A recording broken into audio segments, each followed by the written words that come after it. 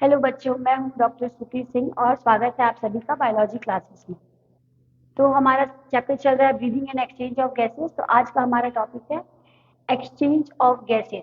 हमने अपने last video में देखा था पल्मोनरी फंक्शन टेस्ट, सारे वॉल्यूम्स और कैपेसिटीज। ठीक है, हम अभी तक पढ़ते आ रहे हैं कि जो ब्रीदिंग हम करते हैं, ऑक्सीजन अंदर लेते हैं, CO2 बाहर छोड़ते हैं। तो आज हम पढ़ेंगे कि एक्सचेंज ऑफ गैस, जो एक्सचेंज होता है गैस का from alveoli to blood, blood to tissues, ये कहाँ कैसे होता है। ठीक है, अगर गैसेस की अब बात करें तो कौन कौन से दो गैस की बात करें, एक ऑक्सीजन और दूसरा कार्बन डाइऑक्साइड। ठीक, दो गैसेस की बात कर रहे हैं हम, इन्हीं का ट्रांसपोर्ट होता है हमारी बॉडी में। ठीक है, तो ऑक्सीजन और ट्रांसपोर्ट ये मेनली डिपेंडेंट होता है पार्शियल प्रेशर्स पे। पार्शियल प्रेशर, पार्शियल प्रेशर क्या होता है बच्चों? पार्शियल प्रेशर होता है कि मिक्सचर ऑफ गैसेस में, कोई गैसेस का मिक्सचर, जैसे हमारे इन्वायरमेंट में बहुत सारे गैसेस का मिक्सचर है। ठीक है, बहुत सारे गैसेस का मिक्सचर है, इसमें ऑक्सीजन है, नाइट्रोजन है, हाइड्रोजन है, कार्बन डाइऑक्साइड है, एक्सेट्रा, डिफरेंट डिफरेंट टाइप के गैसेस हैं। तो इनके मिक्सचर में जो इंडिविजिबल गैस का जो प्रेशर है उसको हम लोग पार्शियल प्रेशर उस गैस का कहते हैं। ठीक है, तो जैसे O2 के लिए हम लिखते हैं पार्शियल प्रेशर ऑफ O2 के लिए PO2, और CO2 के लिए लिखते हैं PCO2। जो ये एक्सचेंज होता है, ये बेसिकली ये कॉन्सेंट्रेशन प्रेशर ग्रेडियंट होता है। प्रेशर और कॉन्सेंट्रेशन ग्रेडियंट, इसका क्या मतलब है बच्चों कि जो, और एक और चीज पहले बता दूं मैं, डिफ्यूजन, जो डिफ्यूजन होता है या जो अंदर आते हैं, ऑक्सीजन अंदर आता है और CO2 बाहर जाता है, जिस जिस लेवल पे, ये डिफ्यूजन की वजह से होता है। डिफ्यूजन क्या होता है कि transfer of gases from high concentration to low concentration. जहाँ पे भी प्रेशर या कंसंट्रेशन उस गैस का ज़्यादा है, वहाँ से वो ऑटोमेटिकली फ्लो हो जाता है जहाँ पे उसका कंसंट्रेशन या फिर ग्रेडियंट लो है। तो इसी प्रिंसिपल पे, सिंपल डिफ्यूजन के प्रिंसिपल पे एक्सचेंज होता है, और जो कि होता है प्रेशर ग्रेडियंट। ठीक है, अब हम देखेंगे होता क्या है। हम जो एयर इंस्पायर करते हैं, ठीक है, यहाँ पे हमने एयर इंस्पायर किया। ठीक, तो हमारे नोज के थ्रू हमारे पूरे लंग्स, रेस्पिरेटरी सिस्टम के थ्रू वो लंग्स में गई। लंग्स पे जो स्ट्रक्चर देखा था हमने एल्वियोलर स्ट्रक्चर, ठीक है, एल्वियोलस में गई, एल्वियोलर एयर।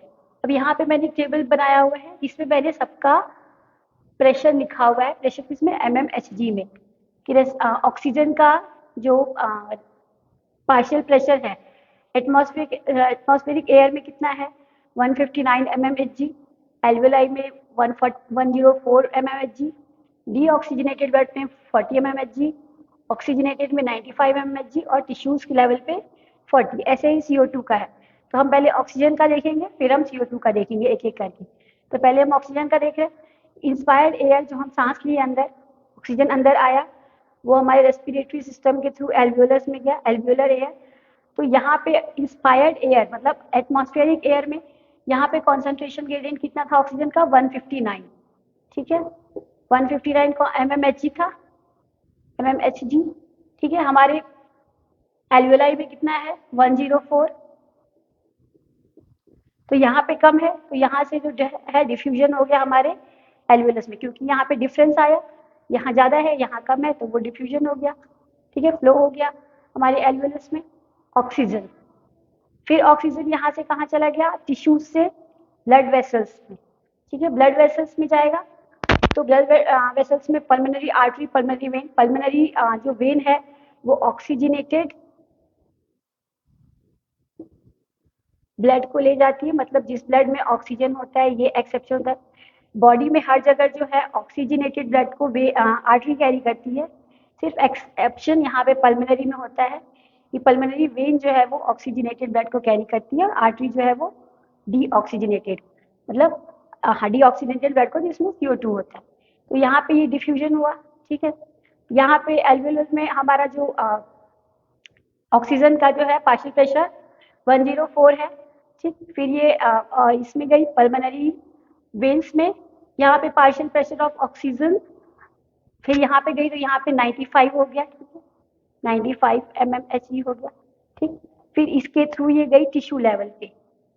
टिश्यू लेवल पे जब ऑक्सीजन जाएगा टिश्यू के लेवल पे, तो यहाँ पे 95 mmHg है ऑक्सीजनेटेड साइट पे, मतलब ये इस वेन, इस आर्टरी में, ठीक है। यहाँ वेन तक कैरी हो रहा था हार्ट तक, हार्ट से फिर जो वेसल्स आई वो सिस्टमिक, तो फिर वो आर्टरी में ही रहेगा ऑक्सीजनेटेड ब्लड, ठीक है। तो उसमें था पार्शियल प्रेशर 95 mmHg का, और टिश्यूज लेवल पे कितना था 40 mmHg, 40 mmHg ऑक्सीजन का कॉन्सेंट्रेशन। तो ऑब्वियसली यहाँ से यहाँ फिर टिश्यूज में डायरेक्टली ट्रांसफर हो गई, ठीक, क्योंकि यहाँ पे 95 बहुत ज़्यादा है 40 से, तो फिर से डिफ्यूजन हुआ, वो हाई कंसंट्रेशन से लो कंसंट्रेशन में आ गई। तो ऐसे करके हमारा जो ऑक्सीजन है वो पहले एटमॉस्फेयर से एल्वेलाई में, एल्वेलाई से हमारा ब्लड वेसल्स में, ब्लड वेसल्स में पहले पल्मोनरी वेन में, देन वो हार्ट में, फिर यहाँ पे जो ऑक्सीजन है फिर सिस्टमिक आर्टरी के थ्रू वो हमारे टिश्यूज में ऑक्सीजन पहुँच गया। तो हमने ऑक्सीजन का देख लिया, ठीक है। अब हम सेम पैटर्न पे देखेंगे कार्बन डाइऑक्साइड का। कार्बन डाइऑक्साइड क्या होगा, कार्बन डाइऑक्साइड जस्ट फ्लो उल्टा होगा। कार्बन डाइऑक्साइड कहाँ पे ज़्यादा बनता है हमारे, क्योंकि हमने पढ़ा था कि जो ऑक्सीजन हम अपने अंदर इंस्पायर करते हैं, ये मॉलिक्यूल्स को, कॉम्प्लेक्स मॉलिक्यूल्स को, कार्बोहाइड्रेट, प्रोटीन, फैट्स को ब्रेक करके और बाई प्रोडक्ट CO2 बनाता है। तो CO2 का सबसे ज़्यादा कॉन्सेंट्रेशन कहाँ पे होगा, टिश्यूज में, जो कि कितना होगा 45 mmHg PCO2, यहाँ पे ज़्यादा है। यहाँ से फिर ये ब्लड वेसल्स में जाएगा, ठीक है, ब्लड वेसल्स में कम है, ठीक है, इट इज़ 40 mmHg। तो यहाँ से ब्लड वेसल्स में चला गया, फिर ये इसके थ्रू यहाँ पे एल्वियोलस में चला जाएगा, ठीक है। एल्वियोलस में जो है वो 40 mmHg है, और यहाँ पे आते आते यहाँ पे 45 mmHg हो जाएगा, ठीक। तो फिर डिफरेंस आ गया, तो वो ज़्यादा से कम की तरफ एल्वियोलस में गया, और एल्वियोलस से फिर वो हमारे सिस्टम के थ्रू, रेस्पिरेटरी सिस्टम के थ्रू वो बाहर चला जाएगा, जिसको हम लोग एक्सपायर्ड एयर बोलते हैं, क्योंकि बाहर तो कंसंट्रेशन ऑफ जो है CO2 का वो 0.3 है, बहुत कम है, ठीक है, अंदर ज़्यादा है तो वो बाहर चला गया। तो ऐसे ऑक्सीजन आया, एक्सचेंज ऑफ, और CO2 बाहर चला गया। तो ये टोटली डिपेंडेंट होता है इस कॉन्सेंट्रेशन ग्रेडियंट के, ठीक है। अब हम देखते हैं कि क्या क्या फैक्टर्स, कि कौन कौन से जो फैक्टर्स हैं रिस्पॉन्सिबल हैं इस ट्रांसफर के, ठीक है। कुछ फैक्टर्स हैं बच्चों जो कि फैसिलिटेट करते हैं इस एक्सचेंज के प्रोसेस को। तो सबसे पहला जो फैक्टर है वो है thickness of membrane, thickness of membrane. अब मैं किस मेम्ब्रेन की बात कर रही हूँ, तो मैं अभी यहाँ पे एक्सप्लेन करूंगी आप लोगों को। तो ये जो मेम्ब्रेन है रेस्पिरेटरी मेम्ब्रेन, ये क्या है, ये एग्जैक्टली ये वाला यहाँ का स्ट्रक्चर है, ठीक है। तो ये मैं अभी एक्सप्लेन करूंगी। तो थिकनेस ऑफ मेम्ब्रेन, तो थिकनेस ऑफ मेम्ब्रेन जो है वो इनवर्सली प्रोपोर्शनल में होगी from diffusion of gases, diffusion of gases, मतलब जितना ज़्यादा मोटा थिकनेस होगी उतना प्रॉब्लम होगा एक्सचेंज ऑफ गैसेस में, और जितनी पतली लेयर होगी उतना ज़्यादा इजीली एक्सचेंज पॉसिबल है। दूसरा जो फैक्टर है बच्चों वो क्या है, the second factor is solubility of gases, solubility of gases, ठीक, कि जो गैसेस हैं CO2 और O2 ये कितने सॉल्युबल हैं। तो जितना ज़्यादा सॉल्युबल होंगे उतना इजीली उनका एक्सचेंज होगा। तो इसमें हम देखेंगे कि जो सॉल्युबिलिटी है, CO2 की जो सॉल्युबिलिटी है वो 20 to 25 टाइम्स ज़्यादा होती है, मोर होती है देन O2।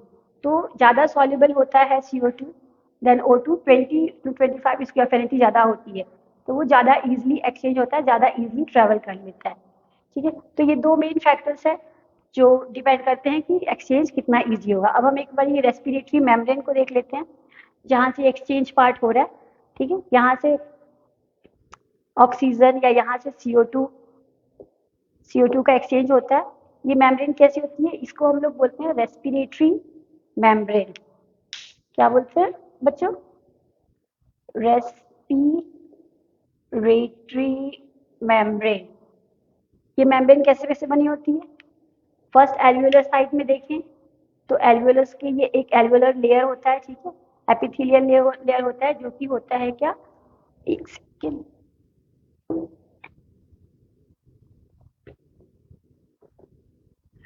ये होता है स्क्वैमस एपिथेलियम, ठीक है। देन बीच में ये एक स्पेस होता है जिसको हम लोग बोलते हैं interstitial space, interstitial space. Then ये ब्लड वेसल्स की लाइनिंग होती है, एंडोथेलियल लाइनिंग। ब्लड के एपिथेलियम को एंडोथेलियम कहते हैं, तो एंडोथेलियल लाइनिंग 3 लेयर से मिलकर बना होता है, जिसको हम लोग बोलते हैं रेस्पिरेटरी मेम्ब्रेन। यहाँ पे एक्सचेंज होता है, ठीक है, यहाँ से ऑक्सीजन अंदर आता है और CO2 बाहर जाता है। इस जो मेम्ब्रेन है इसकी थिकनेस 0.1 माइक्रॉन्स होती है और इसका एरिया जो होता है बच्चों 70 स्क्वायर फीट हो गया, ठीक है। पूरा जो सरफेस एरिया है पूरे मेम्ब्रेन का वो 70 स्क्वायर फीट हो गया और जो थिकनेस हो गई इसकी 0.1 माइक्रॉन हो गई। अगर किसी डिजीज कंडीशन में ये बढ़ जाता है इसका थिकनेस तो एक्सचेंज कम हो जाता है, और अगर ये घट गया तो एक्सचेंज और फास्ट होने लगता है, ठीक है। तो ये सारा हो गया हमारा ऑल अबाउट एक्सचेंज, ठीक। नेक्स्ट वीडियो में हम अगला टॉपिक कवर करेंगे जो कि ट्रांसपोर्ट। तो thank you for watching this video और चैनल को प्लीज सब्सक्राइब करें।